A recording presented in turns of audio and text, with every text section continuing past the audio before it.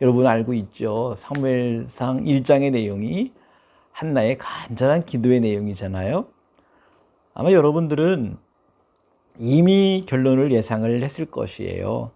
한나처럼 기도하면 아들을 주실 것이다 하는 그러한 응답을 이미 알고 또 그렇게 열심히 기도를 하신 분도 많을 겁니다.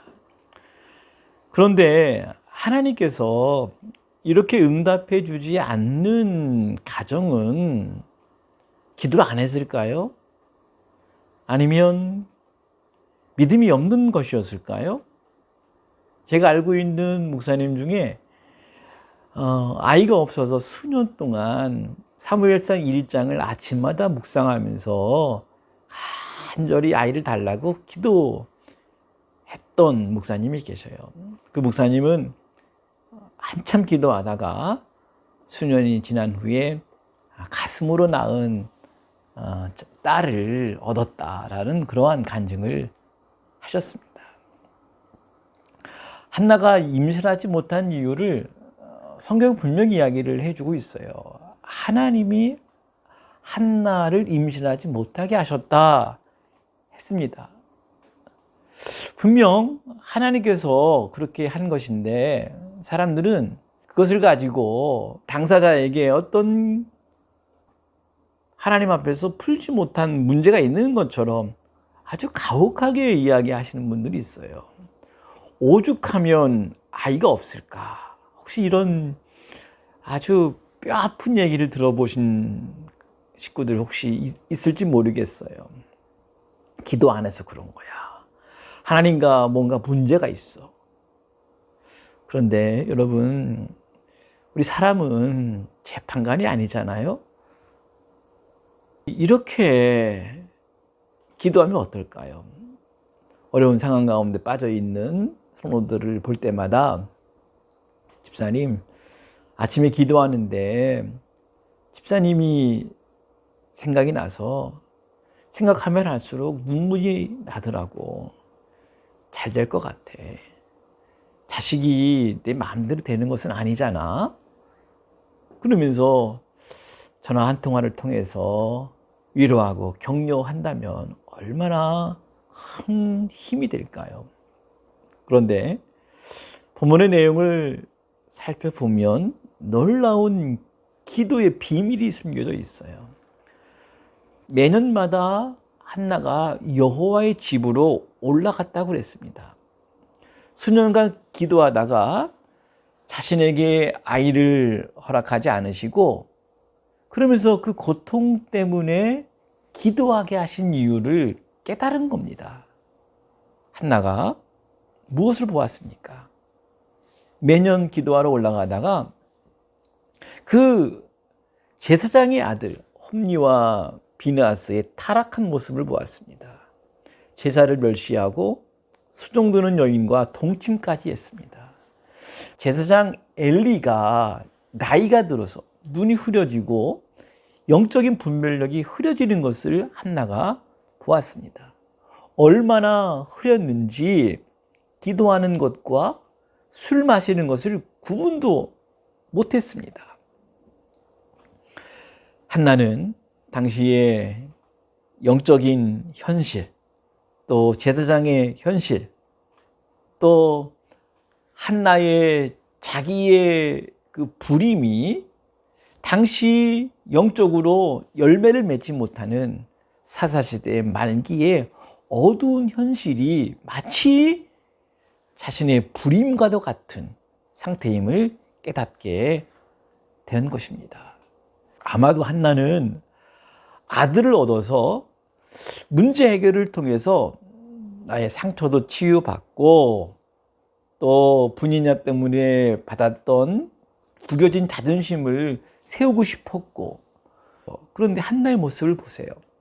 한나의 기도는 그녀가 기도가 깊어지면서 아들을 낳아서 억울함을 풀어달라고 하는 그런 기도가 아니었습니다. 한나는 이러한 영적인 혼란한 타락한 모습을 보면서 아주 비장한 각오를 합니다. 한나는 더 이상 분인나 때문에 울지 않아요. 한나는 이스라엘 때문에 울었습니다. 그리고 영적인 기도자들 때문에 울었습니다. 한나의 기도가 아들을 달라고 하는 문제 해결을 위한 기도가 아니라 어두운 시대, 이 불임의 시대를 구원할 수 있는 방법을 위해서 기도했던 것입니다. 그래서 하나님, 아들을 주세요. 아들로 인해서 나를 괴롭힌 분인 나에게 보복하지 않겠습니다. 하나님, 홈리와 비느하스를 대신해서, 엘리를 대신해서 이스라엘을 섬길 수 있는, 이스라엘을 살릴 수 있는 아들을 주세요. 이스라엘의 운명을 바꿀 수 있는 아들을 주세요. 이런 거룩한 부담을 갖게 된 것입니다. 사랑하는 여러분, 한나는 고통 때문에 하나님께 나아갔죠. 바로 거기에서 하나님의 마음을 깨닫게 된 것입니다. 우리가 고통 때문에 절박한 기도를 하게 될 때 그 마음을 가지고 하나님께 나아가면 우리로 하여금 왜 기도의 자리에 부르셨는지, 왜 기도의 자리에 있게 하시는지를 깨닫게 하십니다.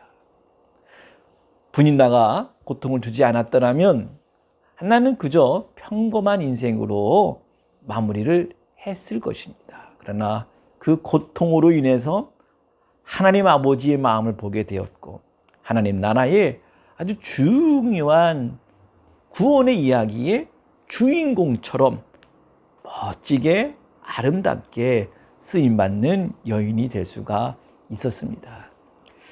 그렇다면 이것은 고통을 통한 선물이 아닐까요?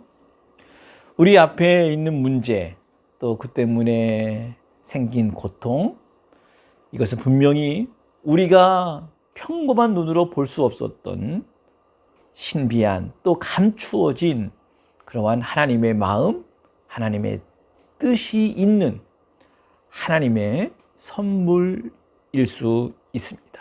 이런 의미에서 고통은 하나님의 음성을 듣게 하는 확성기다라고 하는 말을 우리는 할 수가 있습니다. 지금 우리들이 겪고 있는 개인적인 오랜 아픔과 또 그 안에서 아직도 해결되지 않는 슬픔들이 없었다면 우리는 기도의 자리에 나가지 못했을 것입니다. 문제 때문에 우리는 고통하게 되었고, 그 고통 때문에 우리는 기도의 자리에 나왔습니다. 아마도 2020년 코로나 위기를 통해서 한국 교회 안에 있는 영적인 혼란과 어둠이 보입니다. 그러나 그것 때문에 한나처럼 우리가 기도할 수 있게 되었다면 우리 한국 교회가 맞이하고 있는 이 문제는 우리에게 위기가 아니라 하나님의 마음을 깨닫는 선물일 수가 있다는 것입니다.